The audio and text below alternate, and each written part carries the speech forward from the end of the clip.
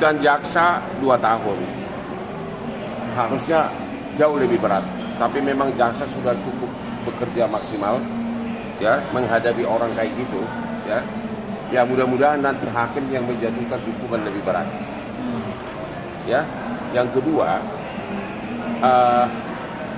tuntutan itu memang sesuai dengan fakta kejadian. Karena apa? Karena dia sebagai pengacara, kalau dia mewakili klien, harusnya kan menempuh prosedur hukum. Harusnya kan membuat laporan polisi. Harusnya dia menggugat Hotman Paris kalau memang dia mewakili klien. Ya kan? Tapi kan dia tidak lakukan itu.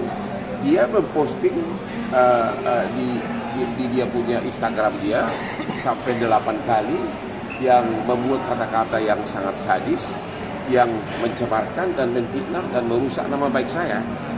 Ya, prosedur hukum bukan begitu. Harusnya dia gugat saya kalau memang dia mewakili klien. Dia tidak lakukan itu. Disitulah dia kenanya dia begitu. Ya, itu kesalahannya. Jadi apapun laporan klien kamu, ya, termasuk yang hari ini dia ngomong kejadian di apartemen di sini, apapun itu benar atau tidak, itu bukan untuk diposting di Instagram, you ngerti nggak? Ya kalau memang benar ada pengaduan dari kliennya bahwa saya melakukan sesuatu, harusnya dia tempuh prosedur hukum. Dulu dia tidak lakukan itu, dia gaya kampung, ya seperti biasa memang dia dari kampung gitu kan, dia membuat posting-postingan di Instagram. Makanya kena mencemarkan nama baik dengan cara medsos gitu. Tadi juga mengatakan, jadi saran saya kepada dia satu, sebenarnya ya, kalau dia dihukum, hukuman paling berat bagi dia bukan hukuman penjara ini. Hukuman paling berat bagi dia adalah siapa lagi mau jadi klien dia. Sementara kita ini coba begitu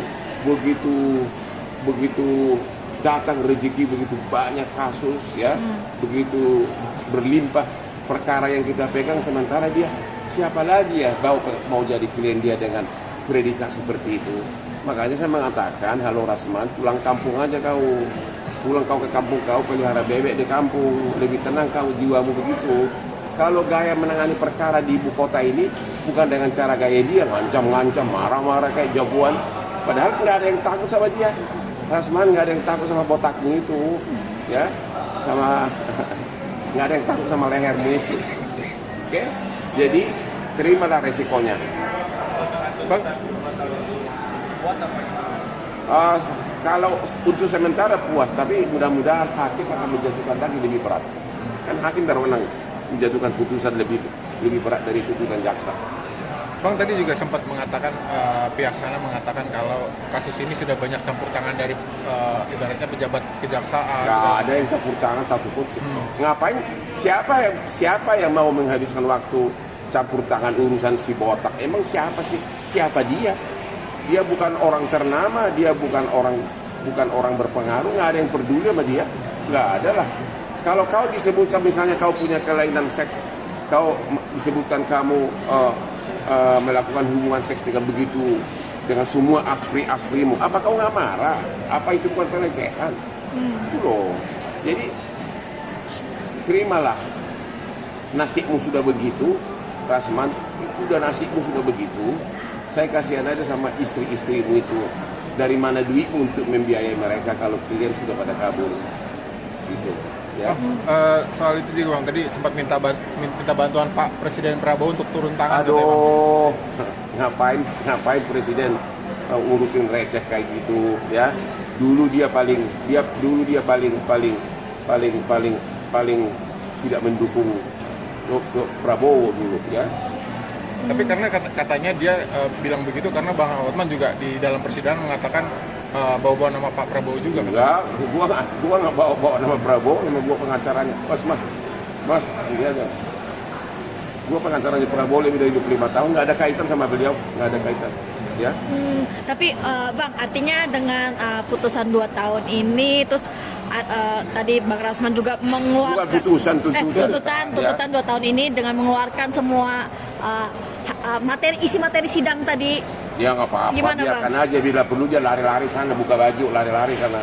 Ya biar kelihatan ya, dadanya yang montok itu.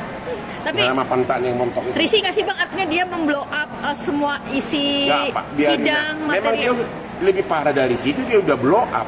Itu kan Instagramnya itu kan gara-gara dia membuat itu kan. Justru gara-gara itu dia dihukum. Dia belum belajar dari kesalahannya yang dulu. Ya kan? Justru gara-gara itulah perbuatan dia. Sekali lagi, Rasman itu kenapa dihukum?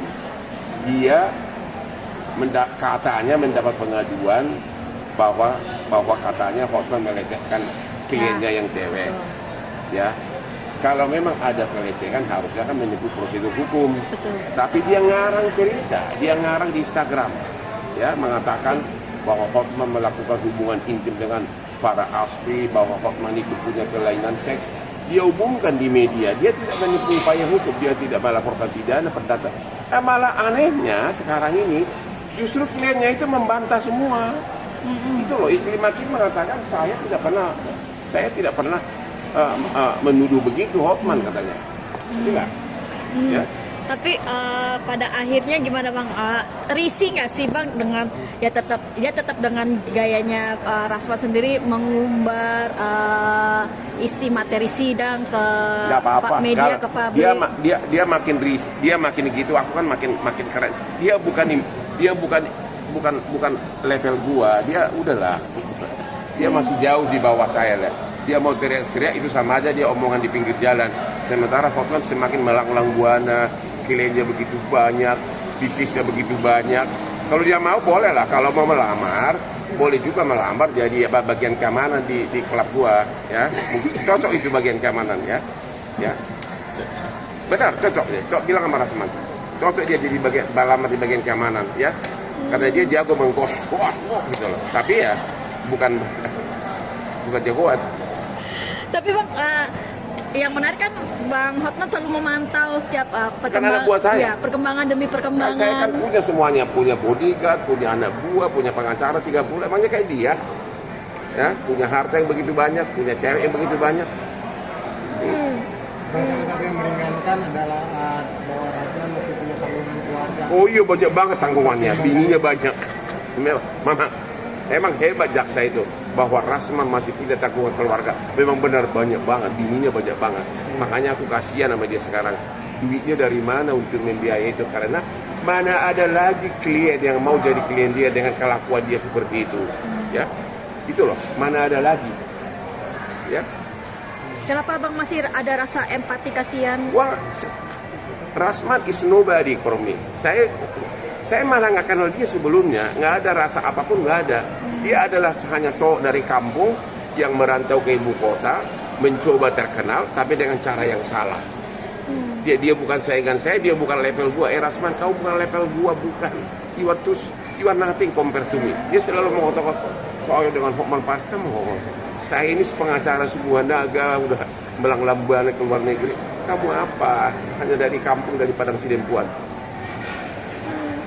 Ya? Harapan abang, kan ini kan 2 tahun. Optimis Bang untuk Optimis ya? putusan nanti Bang. Putusannya seperti apa Abang? Kata persidangannya udah begitu, dia ngakui semua kan. Apa yang di Instagramnya itu yang memfitnah saya, dia akui semuanya. Ada semua di Instagramnya itu. Ya hanya itu aja, udah selesai. It's finished. Finish. Jadi Rasman, ya kau sudah pernah dipenjara. Dia mantan narapidana loh, udah pernah dipenjara juga. Kemudian surat basnya sudah dibekukan, udah nggak bisa praktek. Ya, kemudian juga kasus dia yang dia dilaporin hakim sudah naik sidik di Mabes Polri. Bisa-bisa sebentar lagi akan jadi tersangka. Dan kalau ini jadi hukum lagi, kalau dihukum, siapa lagi yang pakai kau Rasman jadi pengacaranya? Siapa yang percaya kamu? Udahlah, nggak usah teriak-teriak lagi di media. Jangan selalu bilang bahwa saya itu sama level dengan Hotman Paris. Bagaimana dia satu level? Bagaimana mobilnya aja bekas mobil gua Lamborghini.